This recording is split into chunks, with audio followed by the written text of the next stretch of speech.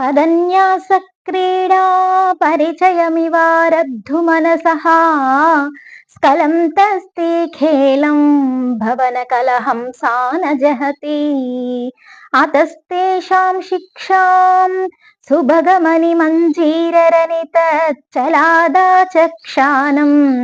चरणकमलं चारुचरिते गतास्ते मञ्चत्वं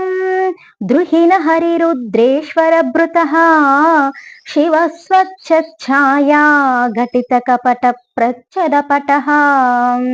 त्वदीयानां भासां प्रतिफलनरागारुणतया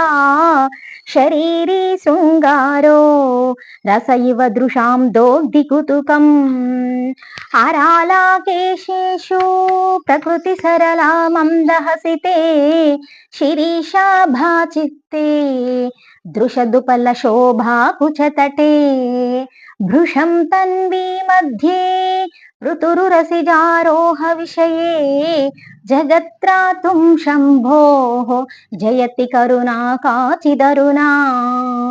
कलङ्कः कस्तूरी रजनिकरबिम्बं जलमयं कलाभिः कर्पूरैः मरकतकरण्डं निबिडितम् अतस्त्वद्भोगेन प्रतिदिनमिदं रिक्तकुहरं विधिर्भूयो भूयो निबिडयति नूनं तव कृते।